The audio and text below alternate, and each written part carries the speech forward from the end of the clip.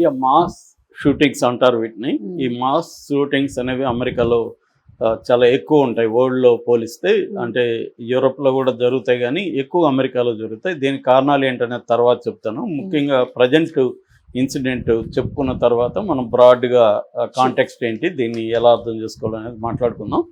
Present ఏంటంటే నిన్న 4 గంటలకు, సాయంత్రం 4:05 ఎగ్జామ్స్ జరుగుతున్నాయి.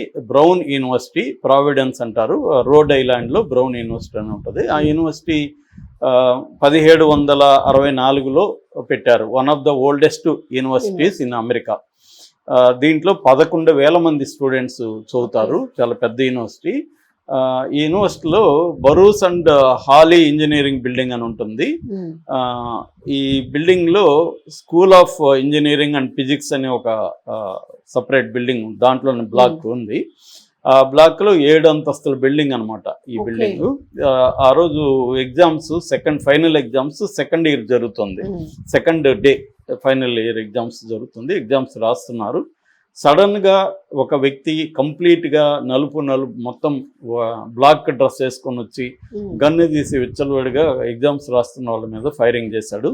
దాంతో కకావికలై పరిగెత్తారు. డెస్కుల కింద దాక్కోవడం, గోడల వెనకలు దాక్కోవడం, రకరకాలుగా ఇంకా గందరగోళం అయిపోయింది.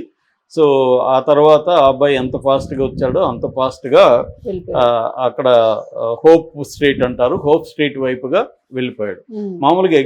మామూలుగా అయితే యూనివర్సిటీ లాక్ చేస్తారు. అయితే ఆ రోజు ఎగ్జామ్స్ జరుగుతున్నాయి కాబట్టి గేట్లన్నీ కూడా ఓపెన్ చేసి ఉంచారు. అలాగా ఈ అబ్బాయి వెళ్ళిపోయాడు. ఇమ్మీడియట్గా తేరుకొని ఫోన్లు చేసి మెడికల్ దీనికి ఫెసిలిటీస్కి ఫోన్లు చేస్తే వాళ్ళు ఇమ్మీడియట్గా వచ్చి గాయపడిన వాళ్ళని వీళ్ళందరినీ తీసుకెళ్లారు. వాళ్ళకి వైద్యం అందిస్తూ ఉన్నారు. అలర్ట్ కూడా, దాని ఏమంటారు, షూటర్ అలర్ట్ అంటారు. షూటర్ అలర్ట్ 4:22 మొత్తం యూనివర్సిటీ అంతా షూటర్ అలర్ట్ మెసేజ్లు వెళ్ళిపోయినాయి. సో వాళ్ళకి ఆల్రెడీ సైరన్స్ అవి ఉంటాయి, ఇవన్నీ చేశారనమాట, అనౌన్స్ చేశారు. దాంతో డోర్స్ ఎక్కడ వాళ్ళు అక్కడ డోర్స్ లాక్ చేసుకున్నారు. ఫోన్లు అంతా సైలెన్స్లో పెట్టేయమన్నారు, ఎందుకంటే ఫోన్ ఉంటే వాళ్ళు మళ్ళీ వచ్చి తెలుస్తుందని. అట్లాగే షెల్టర్స్ చూసుకోమన్నారు ఎక్కడికక్కడ. అలాగా ఒక భయభ్రాంత వాతావరణంలో మొత్తం విద్యార్థులు అందరూ కూడా ఎక్కడికక్కడ దాక్కొని తలుపులు వేసుకొని అలా ఉండిపోయారు. ఆ తర్వాత పోలీసులు వచ్చారు, FBI, federal bureau of investigation, వీళ్ళంతా రంగంలో దిగారు. మొత్తం సెర్చ్ చేశారు. అయితే కొంత పుకార్లు కూడా షికార్లు చేశాయి. గవర్నర్ స్ట్రీట్లో ఇతను దొరికాడని పుకార్లు వచ్చాయి. దొరికిపోయాడు అనుకున్నారు. కానీ ఫైనల్గా పోలీసులు అయితే ఇప్పటికి ఇంకా దొరకలేదని చెప్తున్నారు.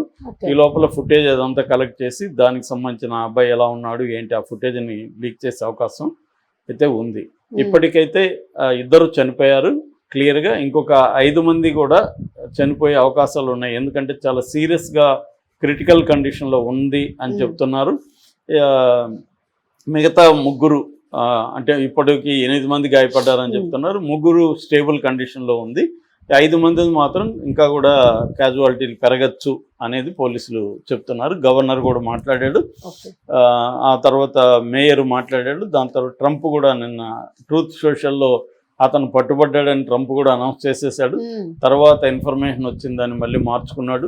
ట్రంప్ అయితే ఇది shame, national shame, we pray for those wounded and వాళ్ళు చనిపోయిన వాళ్ళ తరపున మేము ప్రేయర్ చేస్తున్నాం అనేసి ట్రంప్ కూడా అన్నాడు. ఏదేమైనా ఒక షాక్కి అయితే దేశం గురైంది. ఇంకా చనిపోయిన వాళ్ళ డీటెయిల్స్ కానీ గాయపడిన వాళ్ళ డీటెయిల్స్ కానీ అనౌన్స్ చేయలేదు. అందులో ఇండియన్స్ ఉన్నారా లేదా అనేది కూడా మన ఇండియన్స్ కూడా దాంట్లో వెతుకుతున్నారు. ఎవరన్నా ఉన్నారా, ఏ దేశస్తులు ఏంటి అనేది చూడాలి. అయితే దీంట్లో ఇప్పుడు ఏ కారణంతో ఎవరు చంపుంటారు అనే చర్చలు కూడా వచ్చాయి. ఈ యూనివర్సిటీకి ట్రంప్ వచ్చినాక రీసెర్చ్కి ఫండ్స్ కూడా ఆపేశారని చెప్తున్నారు. మళ్ళీ వాళ్ళు కోర్టుకు పోయి ఈ మధ్యనే తెచ్చుకున్నారు, బ్యాక్ వచ్చింది. ఆ ఫండ్స్ ఆగిపోవడం వల్ల యూనివర్సిటీల్లో రీసెర్చ్ చేస్తున్న కొంతమంది ఫ్రస్ట్రేషన్కి గురయ్యి అందులో ఒక అతను ఇలా చేశాడా అన్న అనుమానాలు కూడా ఉన్నాయి. ఏదైతే ఏమి అతను దొరికితే గానీ పర్టికులర్ కారణం ఏంటనేది తెలియదు. సో ఇది పర్టికులర్ ఇన్సిడెంట్. ఇప్పుడు మనం ఆ దేశంలో గన్ కల్చర్ ఏంటి, అసలు మాస్ షూటింగ్స్ ఎన్ని జరుగుతుంటాయి, దానికి కారణాలు ఏంటి, ఏ జాతికి సంబంధించిన వాళ్ళు ఎక్కువగా అక్కడ చంపుతుంటారు, ఏ ఏజ్ గ్రూపు, ఈ విషయాలన్నీ మనం మాట్లాడుకుందాం.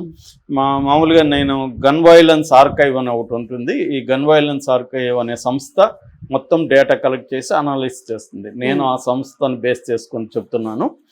జీవీఏ అంటారు, gun violence archive. Gun violence archive ప్రకారం 2014 నుంచి ఇప్పటి వరకు మాస్ షూటింగ్స్ లో 5,500 మంది చనిపోయారు.